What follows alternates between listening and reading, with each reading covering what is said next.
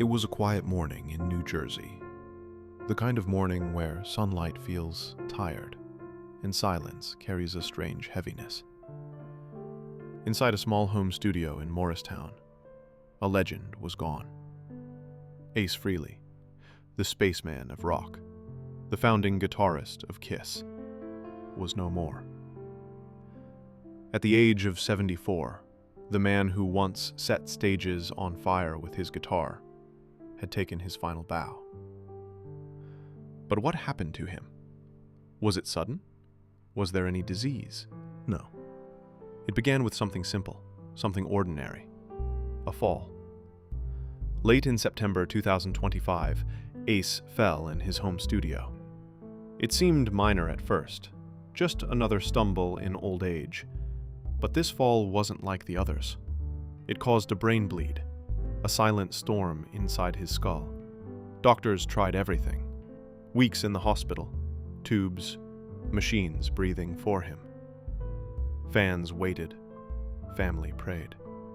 But Ace Frehley's body, the same body that once carried him through decades of chaos, couldn't fight anymore. He passed away, surrounded by love. His family said, "We were fortunate enough to surround him with love and peace as he left this earth." His bandmates, Gene Simmons, Paul Stanley, were shattered. And the fans, millions of them across the world, stood in silence. The man who gave them the sound of rebellion, laughter, and noise was gone. But to understand his death, you must first understand his life. Because Ace Frehley wasn't born a rock star. He was born Paul Daniel Frehley, April 27, 1951, in the Bronx, New York, a working-class neighborhood, full of noise, struggle, and rhythm. Music was his escape. As a teenager, he was restless, misunderstood, but gifted. He found peace in the sound of an electric guitar. The distortion, the feedback, the chaos. It all spoke his language. He played in local bands, small names, big dreams. He had fire. And that fire soon caught the world's attention. A newspaper ad changed everything. Lead guitarist wanted. Hard rock band with recording deal. He answered that ad. The band was called KISS. When Ace walked into the audition, mismatched shoes, quiet confidence, he plugged in his guitar and played. By the time he finished, Gene Simmons looked at Paul Stanley and said, "That's our guy." And from that moment, Ace Frehley became the Spaceman. Silver paint, mysterious eyes, a man from another world. But more than his image, it was his sound, his riffs, his solos, his feel. KISS became a revolution. They didn't just play music, they built a universe. Smoke, fire, blood, explosions. The 1970s belonged to them. And at the center of that madness stood Ace Frehley, the quiet Bronx kid who became a guitar god. Songs like Shock Me, Cold Gin, Detroit Rock City. Every solo, crisp, melodic, unforgettable. He wasn't just playing notes. He was speaking. But fame carries its own poison. Behind the bright lights were arguments, addiction, and exhaustion. Ace, the rebel, the free spirit, began to drift. Drugs, alcohol, his escape from pressure. And that escape became his prison. By 1982, he couldn't do it anymore. He left KISS. The Spaceman left the ship. He started a new journey, his band, Frehley's Comet. He released albums, played smaller shows. The crowds were smaller, but the love was louder. He was free again.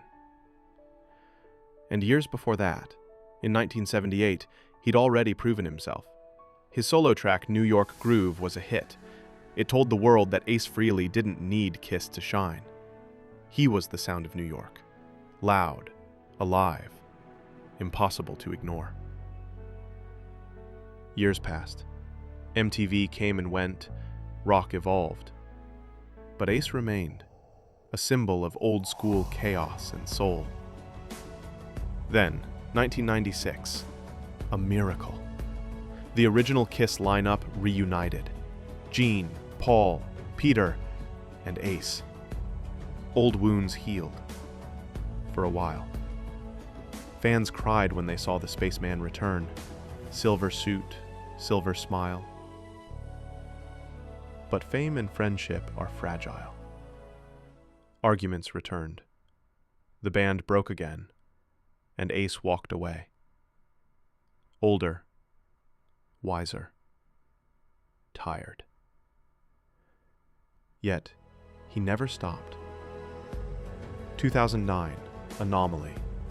2014, Space Invader. 2024, 10,000 Volts.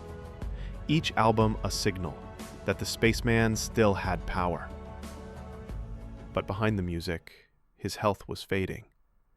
The years of living fast had taken their toll. And then came that fall. One misstep, one moment. Everything changed. For weeks, fans hoped. Old videos flooded the internet. Clips of Ace shredding solos, comments saying, "Come back, Spaceman." But he didn't.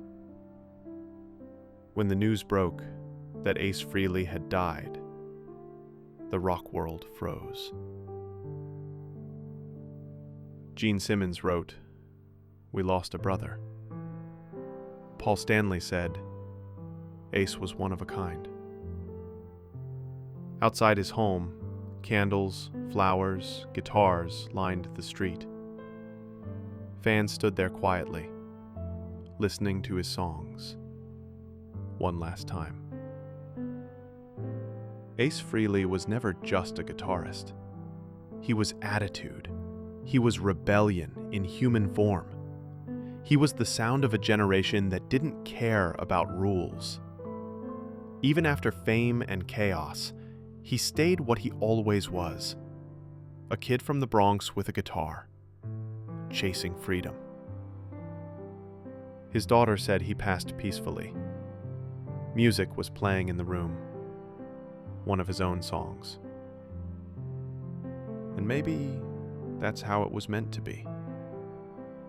Because Ace began with music, and he ended with music.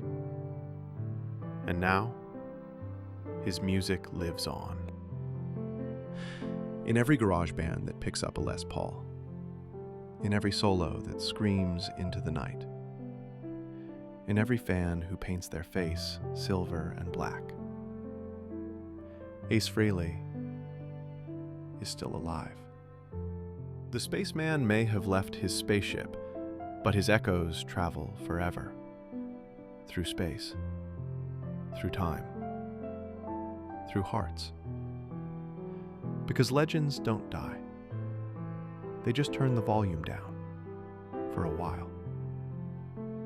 And when you least expect it, you'll hear them again. In the wind. In the speakers. In the silence between notes. That's where Ace Frehley lives now. Beyond the stage. Beyond applause. Beyond life itself. The Spaceman has gone home.